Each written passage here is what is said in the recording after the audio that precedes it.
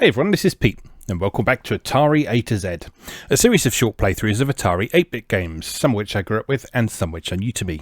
The usual recording space is still a little bit chaotic today after some renovations and visitors, so we're jumping pretty much straight into gameplay today, but I'll still give you a bit of insight about where this came from and what it is. So today we're looking at Mission Pinball from subLOGIC. This is a 1982 release from Bruce Artwick, who also created the Flight Simulator series. And Flight Simulator 2, which was one of the most popular and most widely ported installments in that series, would follow a year after Night Mission. But the actual very original version of Flight Simulator actually preceded Night Mission slightly. So this game was originally released for Apple II, like a lot of stuff that ended up ported to Atari 8-bit, and it was also ported to Commodore 64 and MS-DOS. And it was pretty well regarded at the time of its original release for being one of the more realistic pinball simulations on the platform. And reviewers in the 1980s praised its high level of configurability and noted that these features made the game have a sort of quasi-educational aspect to it. A lot of people really praised the physics in this, as well as saying that it was, quote, a programmer's tour de force. Now, this was quite understandably compared to Pinball Construction Set by Bill Budge, which was released the same year. And while Pinball Construction Set obviously allowed you to create your own tables, hence the name, it didn't have as many features and sort of clever little physics things as Night Mission did. So there were sort of pros and cons to both. So this one only has the one table, yes, but it has excellent physics and a lot of things that you can configure, supposedly. And that's the door, so I'll be right back.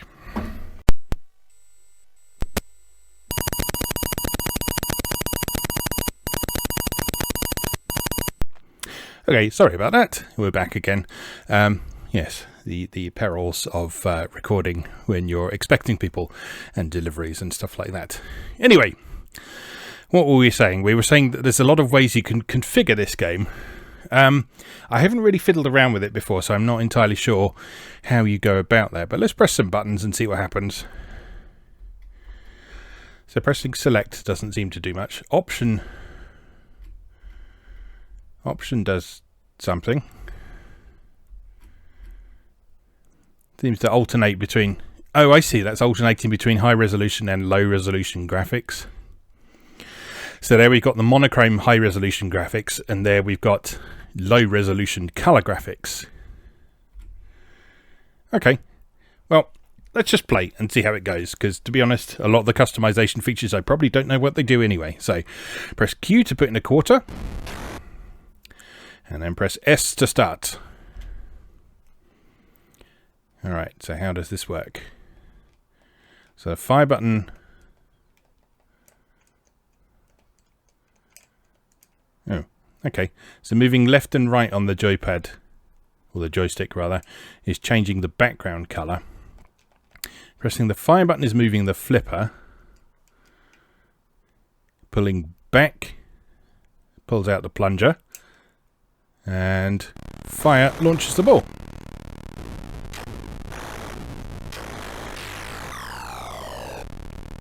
So the only question is, how do I do the left flipper?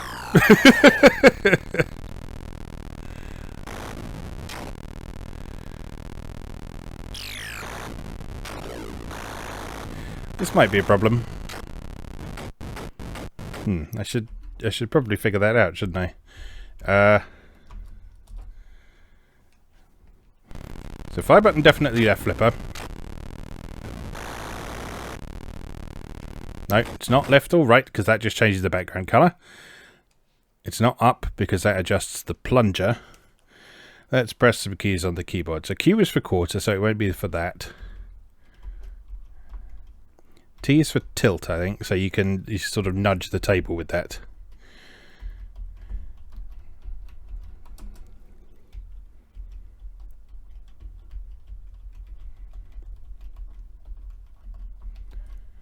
No, nothing happening here.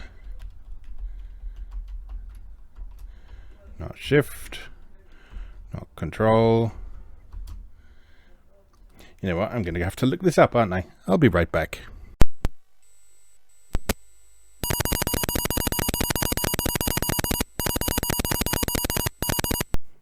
Okay, I think we've got it. What you have to do is you have to use 2 joysticks or a pair of paddle controllers. And the fire button on one is your left flipper, and the fire button on the other one is your right flipper. So the intention presumably was to put the paddles on either side of your keyboard and have them very much like an actual pinball machine. And in fact, the game is also set up in such a way that you can just bash either side of the keyboard to simulate nudging the table. Which is quite cool. It even says specifically in the manual that you don't need to worry about remembering keys. You just hit either side of the keyboard, which is kind of cool. All right, let's have a go with these controls then. So S to start, pull back the thing, and fire.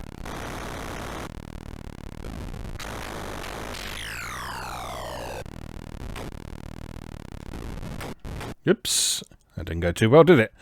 Let's try again, and fire!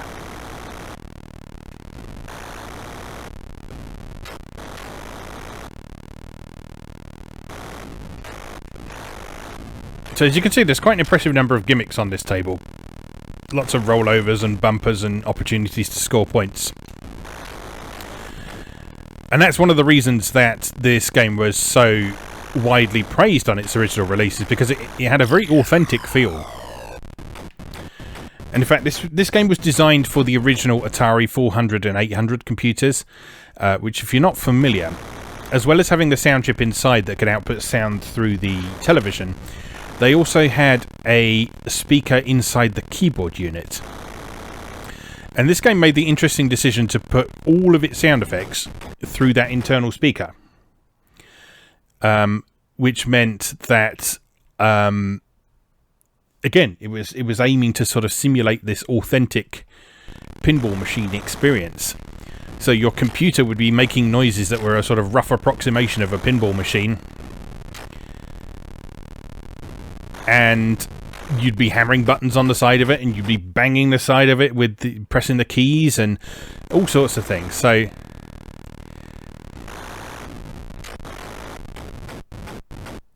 yeah, if you've ever played Bruce Artwick's flight simulator games, then obviously you know how committed he was to realism and sort of creating as authentic an experience as possible. And it seems that he felt strongly about that when it came to pinball too.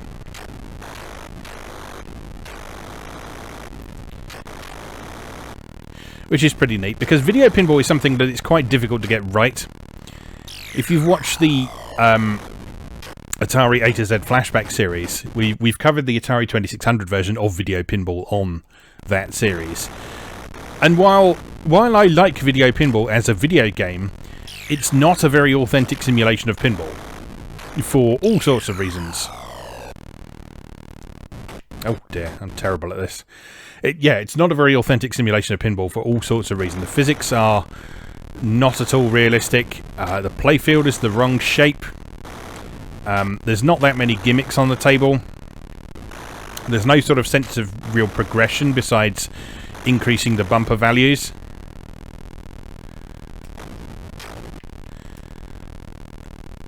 So like I say, it is a fun video game, but it's not a very good pinball simulation, which is what this was taking aim for.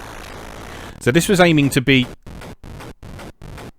a very authentic feeling pinball simulation. So you'd sit down and play this, and it was supposed to kind of replicate the experience of sitting down at a pinball table and playing. And this is still sort of the holy grail for pinball games today. If you look at things like the Pinball FX series on home consoles, probably the best way to play that game is on Nintendo Switch with a flip grip, so that you can hold it vertically, and that way your Nintendo Switch literally becomes a miniature pinball table with the right orientation. It looks like a real pinball table, and by pressing the shoulder buttons on the flip grip to move the flippers, it feels very much like playing a pinball table too.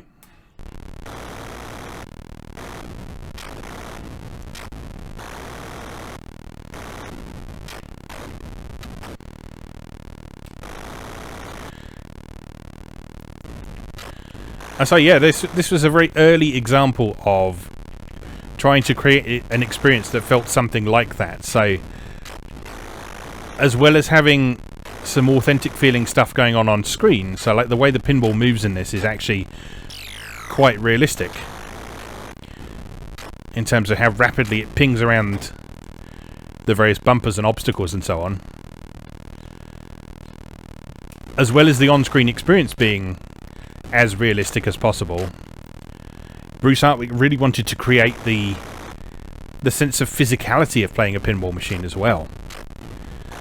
And so that's why we have the dual panel controls. That's why we have the sound coming out of the internal speaker on the earlier models of Atari 8-bit. On the 800XL and Atari 130XE, they did not have the internal speaker, so all of the sound would have come out of the television in that case. Much like what we've got here, basically.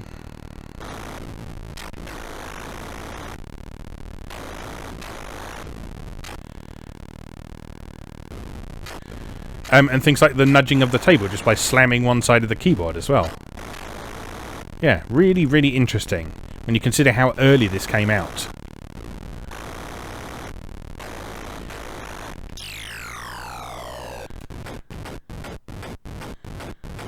Now, the only trouble with playing this is if you don't have sort of quite the right hardware set up to fully appreciate it, as in the situation we're in, is that it's a little bit difficult to take advantage of some of the features. So, for example, I'm using two controllers here for the two buttons. I don't have any paddle controllers, so I can't sort of put the paddle controllers on either side and use them like pinball buttons and easily smash the keyboard for nudging. So I mean, I probably could. So I can just bash the side of the keyboard like that, but I have to take my hands off the flippers to do that.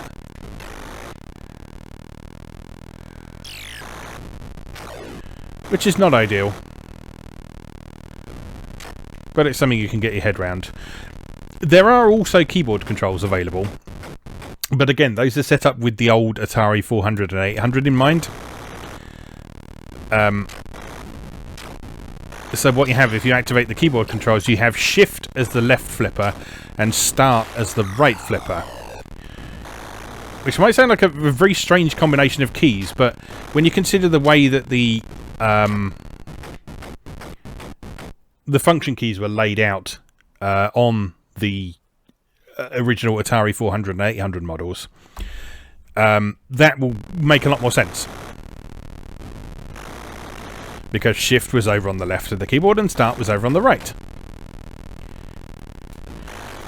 Now that design continued with the 800XL, so keyboard controls would have worked quite nicely on that model, but as soon as you get to the 130XE, you have a bit more of a problem, because in that case the Start button is up in a line of function keys across the top of the console.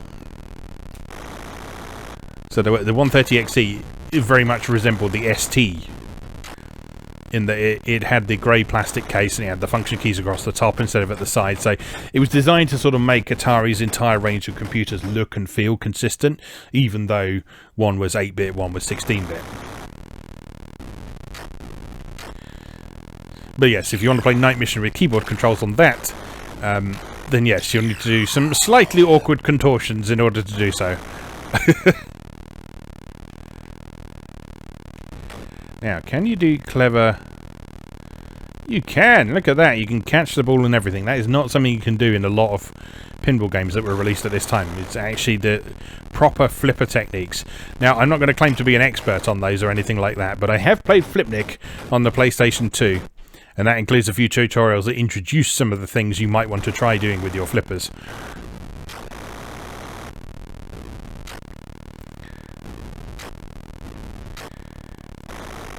And yeah, it's cool to see that they work here in Night Mission, even if it's a little bit challenging to take advantage of them. Oh dear.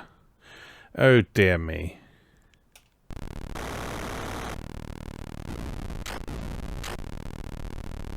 Still, I'm having fun here.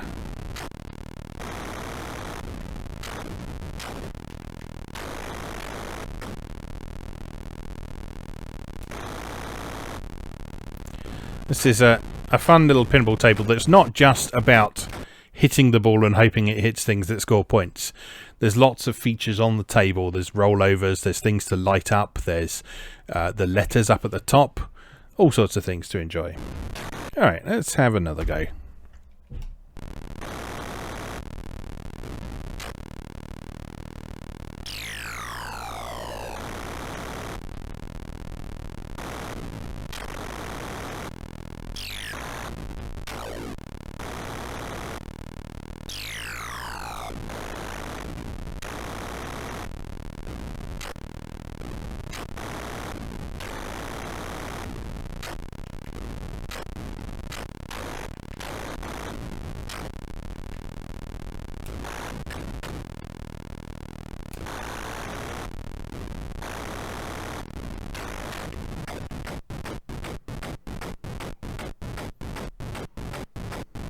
I should pay attention to how I'm lighting some of these things up, because a significant amount of bonus seems to come from those bombs in the middle. At least that's what I assume they are.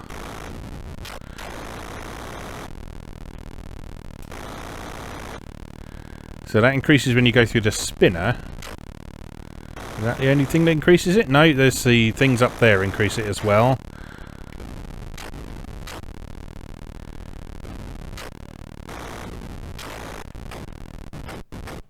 In fact, it seems just generally doing stuff on the table increases the bonus counter.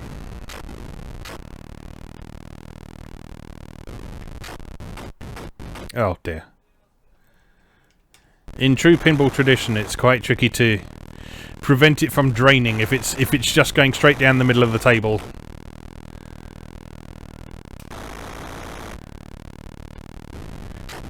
You ideally need to keep it bouncing around in a way where that won't happen. And like in real pinball, I suspect that nudging plays an important role in that. But unfortunately, nudging is something I've never really managed to get my head round in real pinball. Like, if you watch the Atari A to Z flashback episode of Video Pinball, you'll see that I understood the nudging in that, because the nudging in that is literally hold down the fire button and you can move the ball to where you want it to go. But real pinball nudging is a little bit more complicated and a little bit trickier to actually apply, so...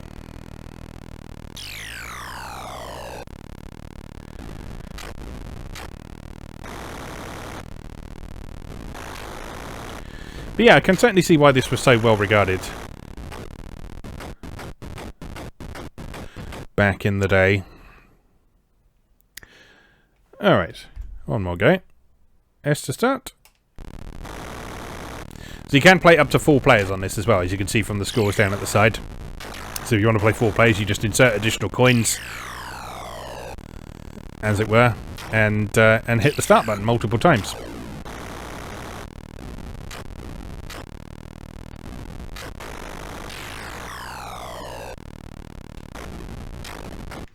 Oh dear. Awful. Just awful.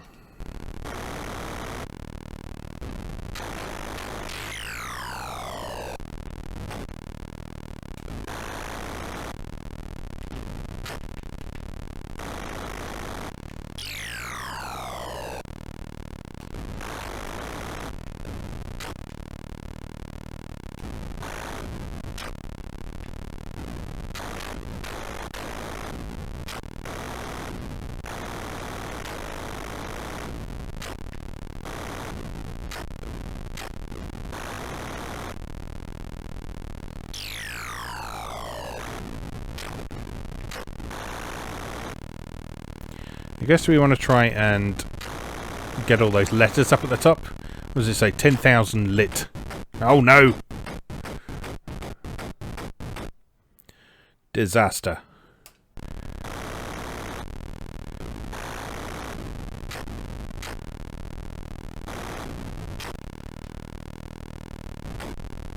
Oh, unbelievable. Unbelievable.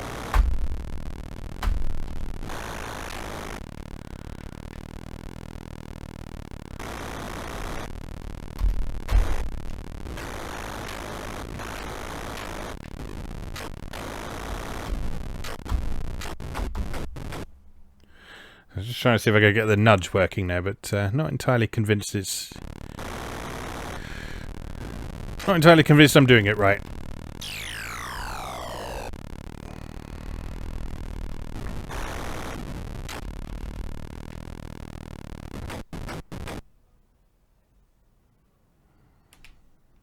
Nope.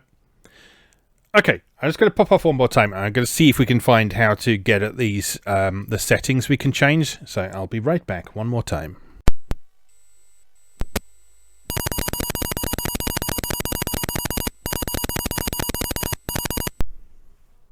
Okay, so apparently if you type fix, there we go. If you type fix on the keyboard while it's in game over mode, now you can fiddle around with all this stuff here. So how do we do this?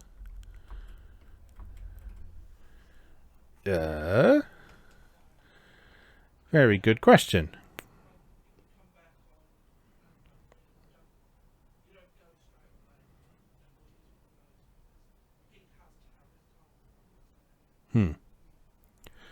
Okay, so there are a bunch of different play modes in here that you can choose from.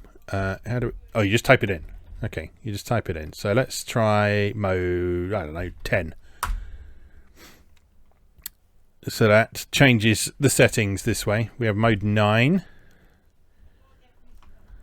8, 7, 6, 5, 4, 3, 2, 1. So you can see they all have different settings. So mode 2 there, free game score 100,000, balls per game 8, forward incline, spinner friction, all that sort of thing. So that will change the feel of the table quite considerably, so that it will be easier or harder. So let's give it a go. Let's see what a difference that makes to gameplay. So pop in a quarter, press start.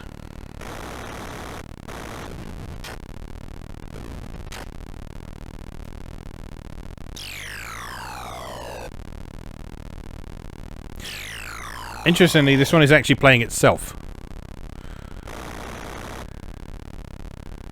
I'm not touching the buttons and the flippers are just going down the bottom there.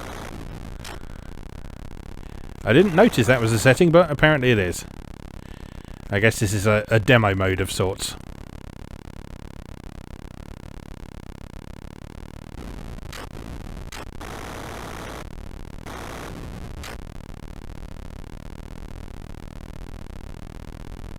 Is there a way we can quit back to the game over mode?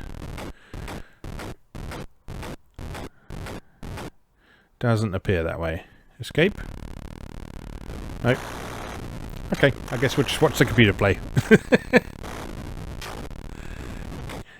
That will at least give us an opportunity to sort of observe the machine without worrying about playing it. So, you see in this mode that the incline of the table was set a little bit lower as well, so the whole speed of the game is a bit less.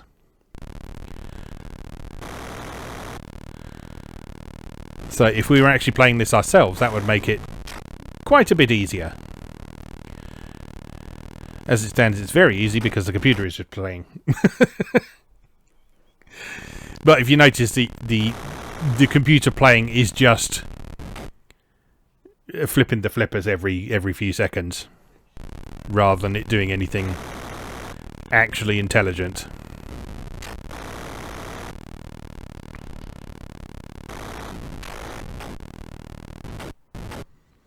So yeah, he's going to eat through those 8 balls pretty quickly, I think. Which is fine, because then we can tinker with the settings some more. Now, looking at the manual for this, it's actually quite interesting because it's written very much like a real arcade game manual. So it's talking about changing the settings and the concept of the game and how it works and how all the various things apply to all that sort of thing. So yeah. Oh no, it's just going to go round and round now. Bear with me, I'm just going to reset.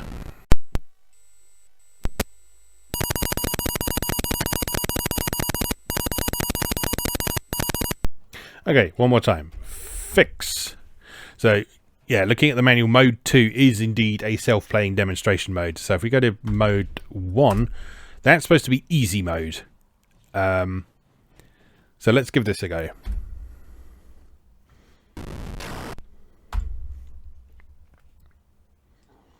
Alright, pull it back and release. Oh yeah, look how much slower that is. That's much more manageable for someone who's not good at pinball.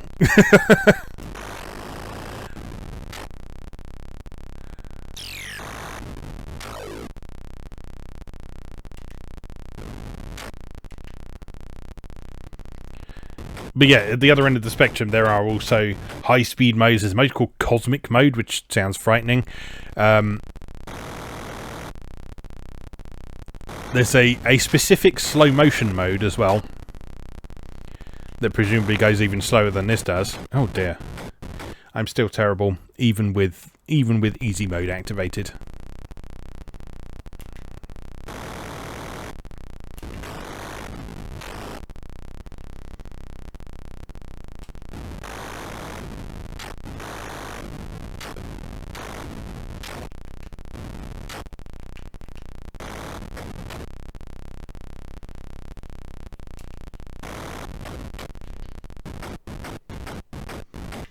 Yeah, it's not that much easier.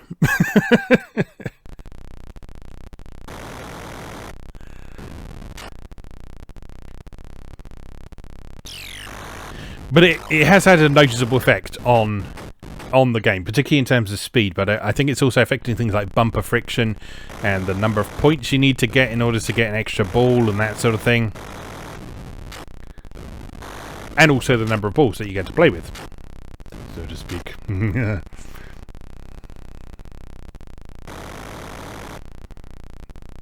If you look, those slingshots were hardly doing anything there. Whereas you'd normally expect them to sort of ping the ball off at an unpredictable angle. Oh dear. Awful. Absolutely awful. Alright, let's have one more look at the fix. And so mode 2 is self-playing. Oh yeah, you see down towards the bottom there is a self-play statistic. What was Cosmic Mode? I think it was like 7 or 8 or something. Forward incline 18. That sounds plausible. Let's give this a go. Alright, watch this. Oh.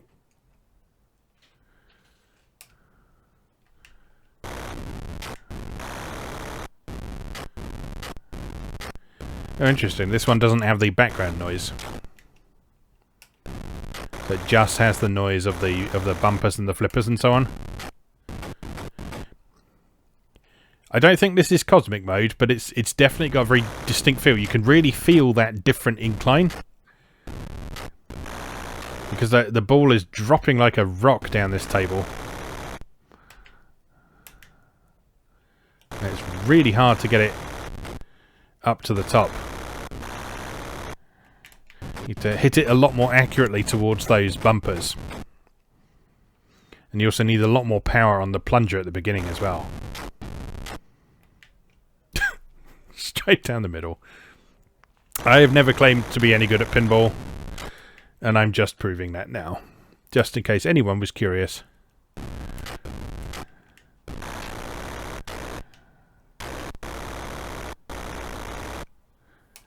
The answer is no. No, I am not good at pinball. Ridiculous.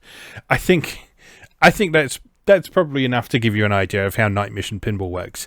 If you are interested in pinball, this is a really fascinating game to have a look at. Make sure you seek out the manual, though, because there is a lot of information in there about how the whole simulation works and about what those different variables you can change in the fix modes do. So yeah, this is something really worth actually sitting down and spending some time with if you're interested in the way that pinball machines work, if you're interested in things like physics simulation, particularly physics simulation on early home computers like this one. Remember, this came out in 1982, and it's doing some really clever, really quite advanced stuff for the time. But I would expect nothing less from Bruce Artwick, the man who gave us Flight Simulator. Anyway, we'll leave that there for today, and I'm sure I can trust you to go and explore that for yourself if you have had your interest piqued by what we've looked at today. So for now, I'll just say, as always, thank you very much for watching, and I'll see you again next time.